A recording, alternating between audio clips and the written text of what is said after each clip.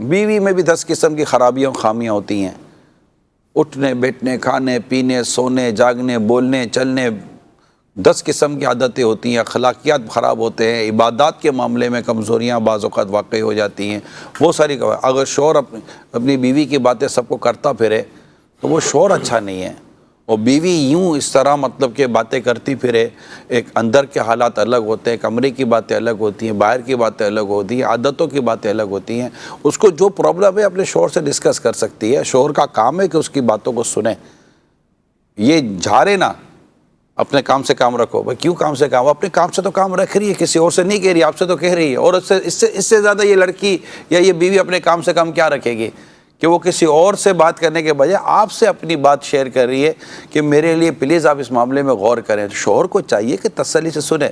اسی طرح اگر شوہر کو اپنی بیوی کے معاملے میں کوئی بات کرنی ہے تو اپنی بیوی سے بات کریں کہ آپ اپنی ان چیزوں کو درست کریں پلیز، یہ ایک دوسرے سے بات کریں۔ اس کو کمرے کی جو 4 دیواری جو آپ کا ایک پرسنل روم ہے، پلیز اپنے پرسنل روم سے باہر نہ آنے دیں، خواہ پرسنل روم کے باہر آپ کے بچے ہیں یا پرسنل روم کے باہر آپ کے پیرنٹس ہیں۔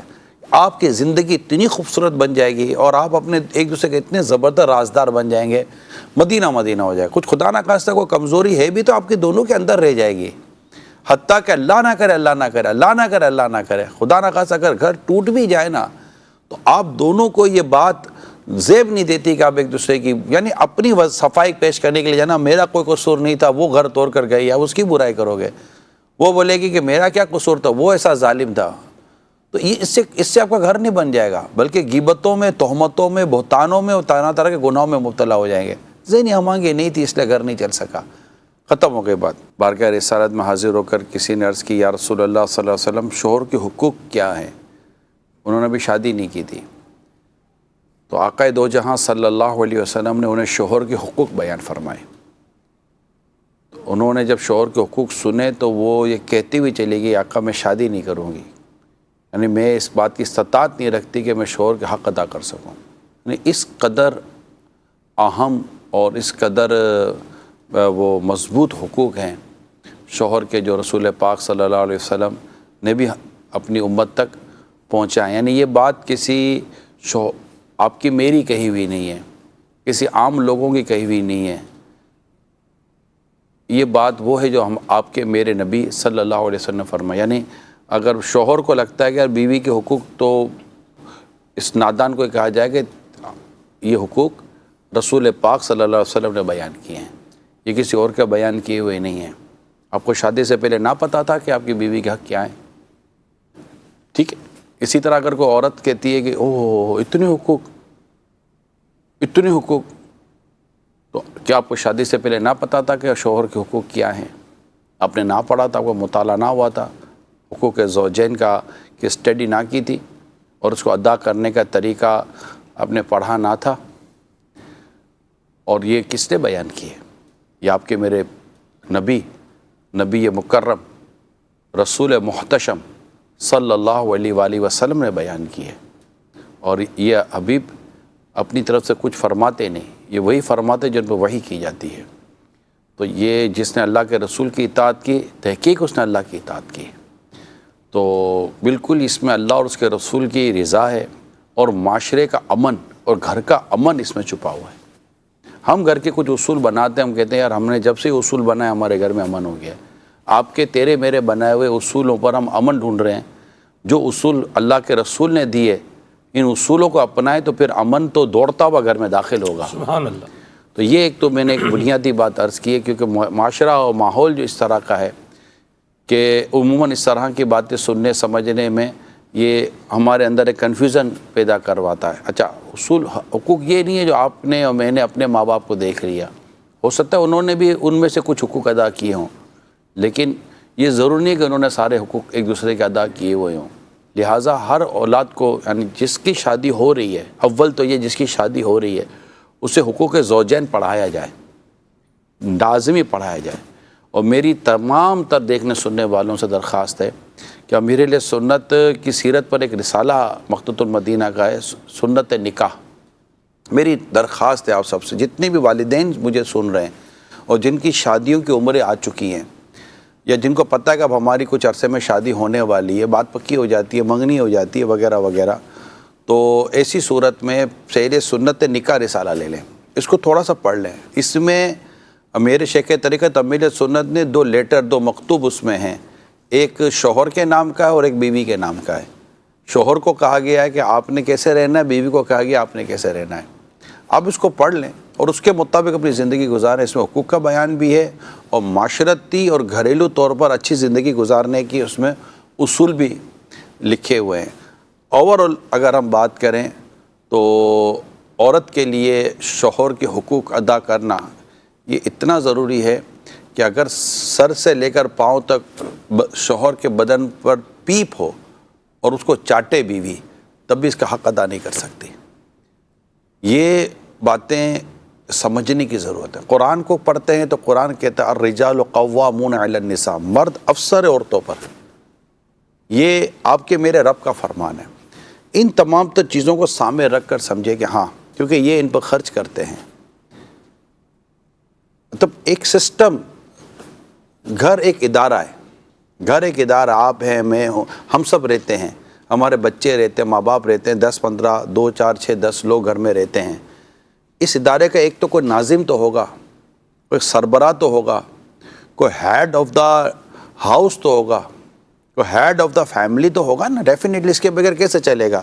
یہ مطلب کہ میرے جیب میں یہ تسبیح ہے، ٹھیک ہے، یہ تسبیح ہے، یہ تسبیح کے یہ سارے دانے ہیں۔ اس کے بغیر یہ بتائیے کہ یہ جو حصہ ہے اس کے بغیر یہ دانے میں کیسے باندھوں گا؟ جب تک کہ میں اس کو پورے کے پورا اس کو بند نہیں کروں گا۔ تو ایک تسبیح کے تمام دانوں کو سنبھالنے کے لیے ایک سر کا ہونا ضروری ہے، ہیڈ کا ہونا ضروری ہے، جس سے یہ ساری تسبیح بنتی ہے۔ اب اس کو کھول دیں تو موتی بکھر جائیں گے۔ تو ہیڈ آف دا ڈپارٹمنٹ بنایا گیا ہے، اب اس کو الگ سمجھایا گیا کہ آپ نے ہیڈ آف دا ڈپارٹمنٹ بن کر اپنا کیسے رول پلے کرنا ہے، آپ کی شفقت کا، آپ کی محبت کا، آپ کی دل جوئی کا، آپ کی خیر خواہی کا، آپ کے اخراجات کا، آپ کے ان کے مطلب کہ اذہان و قلوب کو لبھانے کا اور ان کے ساتھ اچھا سلوک کرنے کا، حسن معاشرت کا کیا انداز ہونا چاہیے، یہ ہیڈ آف دا ڈپارٹمنٹ کو باقاعدہ قرآن میں، حدیث میں یہ سب اصول و یہ طریقہ کار، اور رسول پاک صلی اللہ علیہ وسلم نے خود اپنی سیرت کو پیش کر کے، سیرت کو بیان کر کے پریکٹیکلی بتا دیا کہ آپ کو اپنے گھر میں کیسے رہنا ہے اور اپنی ازواج کے ساتھ کس طرح رہنا ہے، اپنی بیویوں کے ساتھ کس طرح رہنا ہے۔ اگر ایک سے زیادہ ہے تو ان کے اپنے باریوں کے تعلق سے آپ کی زندگی کا انداز کیا ہوگا، اس میں کیسے عدل و انصاف سے کام لیں گے، اور اگر ایک ہی ہے تو اس کے حق ادا کرنے میں آپ کو کیسے رہنا ہے۔ تو یہ سب کچھ شوہر سے بیان کیا گیا ہے۔ اگر اس نے نہیں پڑھا تو اس کی بھول ہے، اور اگر اس پر عمل نہیں کرتا تو اس کا گھر امن کا گہوارہ بنے، اس کا چانس کم ہے۔ خواب تو ہو سکتا ہے، بہت مشکل ہے، لیکن بیوی کو یہ پڑھنے کی بہت ضرورت ہے کہ مجھے کیا کرنا ہے۔ اس لیے تفسیر صراط الجنان میں سے میں آپ کو چند ایک اس کے اصول جو مدنی پھول بیان ہوئے ہیں وہ میں انشاءاللہ آپ کو عرض کرنے کی کوشش کرتا ہوں۔ اس میں اسلامی بہنیں سمجھنے کی کوشش کریں کہ قرآن کی آیت کی جو تفسیر ہے اس کو سامنے رکھ کر ہم سے جو بیان کیا جا رہا ہے، اللہ اللہ اللہ، یہ میرے آقا اعلیٰ حضرت امام اہل سنت نے فتاوی رضویہ کی جلد نمبر 24 میں بیوی پر شوہر کے جو حقوق بیان فرمائے ہیں، تفسیر صراط الجنان میں ان کا خلاصہ یہ بیان کیا گیا ہے کہ اس کی عزت کی سختی سے حفاظت کرے۔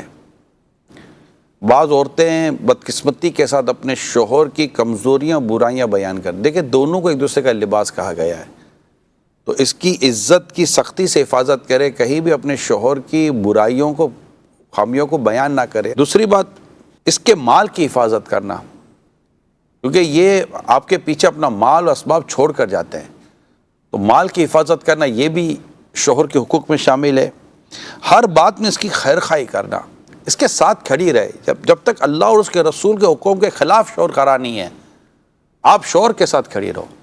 میں اپنے شوہر کے ساتھ کھڑی ہوں، یہ ٹھیک ہے میری اور اس کی وہ انڈرسٹینڈنگ ہو یا نہ ہو، مگر میرا شوہر اللہ اور اس کے رسول کے حکم کے خلاف کوئی بات نہیں کر رہا، اس کا یہ انداز، اس کا یہ مزاج شریعت کے خلاف نہیں ہے، میں اپنے شوہر کے ساتھ کھڑی ہوں، اور اس کی خیر خواہی کریں، اس کے لیے بھلائی چاہیں، اس کے لیے دعائیں کریں۔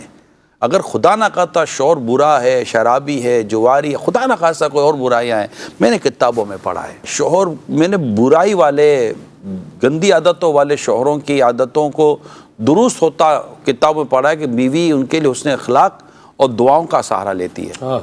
تہجد میں اپنے شوہر کے لیے اٹھ اٹھ کے دعائیں کی ہیں بیوی نے، اور شوہر کو اللہ تعالیٰ نے بیوی کی دعاؤں اور اس کے حسن اخلاق کے صدقے میں نیکی اور مسجد کا راستہ دکھا دیا۔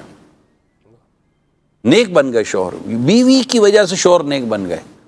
شروع میں اس کی سے وجہ بیوی تکلیفیں تھی، لیکن بیوی کا ایک مائنڈ بنا ہوا تھا کہ میرا رب میرے شوہر کے دل کو بدل دے گا، میں اس کے ساتھ حسن سلوک کروں گی، ہے یہی میرا شوہر ہے، میں نے اس سے شادی کی ہے، اب ٹھیک ہے یہ خدا نہ خواستہ اگر اس میں کوئی سی چیز ہے تو اس کو درست بھی میں ہی کروں گی۔ مجھے اللہ تعالیٰ نے ایک موقع دیا ہے کہ میں اللہ کے ایک بندے کو اس کی بارگاہ کے قریب کر دوں، یہ بیوی نیت کرے۔ اس طرح خدا نہ خواستہ اگر بیوی میں ایسا پرابلم ہے تو شوہر چھوڑنے کے بجائے یہ دیکھے مجھے ایک اللہ کی بندی ملی ہے جس کے اندر یہ کمزوریاں ہیں، میں اللہ کی رضا کے لیے اس کی کمزوری دور کر کر اس کو اللہ کی نیک بندی بناؤں گا میں۔ یہ ٹارگٹ اچیو کرنے کے لیے کوشش کرے، آپ دیکھیے آپ کا گھر ایسا مدینہ بلکہ انشاءاللہ رحمتوں کا می برسے گا۔ میرے رب نے چاہا تو فرشتوں کے ذریعے آپ کی مدد کی جائے گی۔ اب ہمت تو کریں، آگے بڑھیں۔ ہر وقت جائز امور میں اس کی خوشی چاہنا، شوہر کی خوشی کس چیز میں ہے؟